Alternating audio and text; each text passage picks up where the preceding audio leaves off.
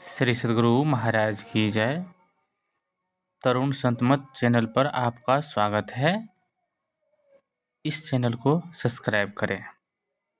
आप लोगों के लिए आज प्रेरक संत संस्मरण में गुरु महाराज का जितना भी है संस्मरण, उसी में आज पहला संस्मरण गुरुदेव की सहनशीलता। संतमत सत्संग का प्रमुख केंद्र महर्षि में ही आश्रम कुप्पाघाट भागलपुर में एक प्राचीन गुफा है। यह स्थान पहले बहुत भयावह था, क्योंकि यह स्थान पहले जंगल सा था। यहाँ आने में लोगों को डर लगता था। सन 1933 ईस्वी में पूज्य गुरुदेव महर्षि में ही परमहंस जी महाराज अंतर साधना करने के ख्याल से एकांत स्थान की खोज करते हुए यहाँ पहुँचे। यह स्थान इनको अंतर साधना के लिए अनुकूल लगा। स्थान चयन कर ये पहले अपने पैतृक स्थान सिकलीगढ़ धरहरा चले गए और सब व्यवस्था करके अंतर साधना करने के लिए फिर आ गए। गुफा को साफ करवाकर पूरी तन्मयता के साथ अंतर साधना करने में लग गए। उस समय अंतर साधना में सहायता देने के लिए छतरुदास नाम के एक शिष्य आ गए। वे स्नान करने की व्यवस्था और भोजन बना दिया करते थे। अंतर साधना का कार्य जारी था। इसी दरमियान सिद्धूदास जी के आने पर छतरुदास जी अपना काम संभालने के लिए मोहनिया, जो पूर्णिया जिले में है, चले गए। इसी बीच में एक दिन जिनसे गुरुदेव दिव्य दृष्टि योग की दीक्षा लिए थे, उनके बड़े भाई आए थे। संयोग से पूज्य गुरुदेव गुफा से साधना करके बाहर निकले ही थे और साथ में रहने वाले व्यक्ति भोजन बनाने के लिए चूल्हे पर एक बर्तन में पानी दे दिए थे। पानी खौल रहा था।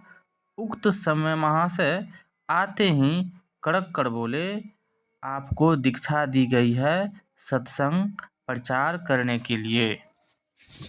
क्या कहा गया? सत्संग प्रचार करने के लिए, कि यहाँ बैठकर रहने के लिए जाइए, सत्संग प्रचार कीजिए। यह सुनकर पूज्य गुरुदेव अपने सेवक से बोले, सिद्धूदास, पानी को चूल्हे में गिरा दो और बर्तन बांधकर यहाँ से चलो। आदेश पाकर उन्होंने वैसा ही किया। धीरे से खोले हुए पानी को चूल्हे में गिरा दिए और बर्तन को बांधने लगे। यह देखकर कटु वाक्य बोलने वाले व्यक्ति बोले, आपको दुख हो गया? पूज्य गुरुदेव धीरे से बोले, दुख नहीं, आप हमारे दृष्टि योग बतलाने वाले गुरु के भाई हैं। आपकी आज्ञा मानकर जा रहा हूँ। यह सुनकर वे बोले, अच्छा, आप यहीं रहकर साधना कीजिए। यह कहकर वे चले गए। पूज्य गुरुदेव कटु वाक्य को हृदय में स्थान नहीं देकर साधना करते रहे। समीप के मोहल्ले के कुछ लोग साधना में बिंद डालने के ख्याल से कुछ उत्पात किया करते थे। पूज्य गुरुदेव सबका सहन करते हुए साधना करते रहे और सफलता को भी प्राप्त किए। कहावत है, जो सहता है वह लहता है, जो सहना नहीं जानता है उसका सब कुछ बिगड़ जाता है। पूज्य गुरुदेव मेरे लिए बोले थे, बेटा, तुमको बहुत सहना पड़ेगा। एक पुस्तक में मैंने पढ़ा, एक परिवार में 1000 व्यक्ति थे। सबका भोजन एक साथ बनता था, आपस में मेल था, कभी किसी बात को लेकर आपस में विवाद नहीं होता था। उस परिवार की बहुत ख्याति हो रही थी। एक विद्वान के मन में हुआ कि 1000 व्यक्ति का एक साथ भोजन बनना, किसी भी बात को लेकर आपस में कोई विवाद नहीं होना, इसका क्या कारण है?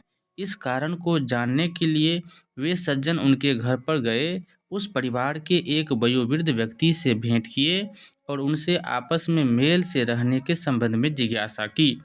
वे वयोवृद्ध व्यक्ति ठीक से बोल भी नहीं सकते थे, उनका हाथ भी कांपता था। फिर भी उन्होंने परिवार के एक सदस्य से इशारे से कॉपी और कलम मंगवाए और कांपते हुए हाथ से कई पन्नों पर केवल एक ही बात लिखी, सहनशीलता, सहनशीलता, सहनशीलता।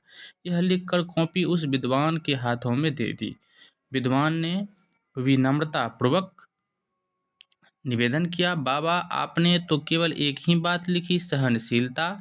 इस बात को मैंने समझा नहीं। उस वयोवृद्ध व्यक्ति ने कहा, मैंने अपने परिवार के सदस्यों को सहनशीलता अपनाने का उपदेश दिया है। मेरी आज्ञा मानकर सभी सहनशीलता को अपनाए हैं। यही मेल का कारण है। वे विद्वान यह सुनकर बहुत प्रसन्न हुए और गुरु महाराज बहुत ही सहनशील थे। हम लोग इस प्रसंग में सुने और समझे। और गुरु महाराज का जितना भी प्रवचन है, अगर आप सुनना चाहते हैं तो तरुण संतमत चैनल को सब्सक्राइब करें और सभी वीडियो को देखें और अधिक से अधिक शेयर करें। इसी तरह के वीडियो को मैं लेकर आता रहता हूँ। आप लोग अपना प्यार बनाए रखें। जय गुरु।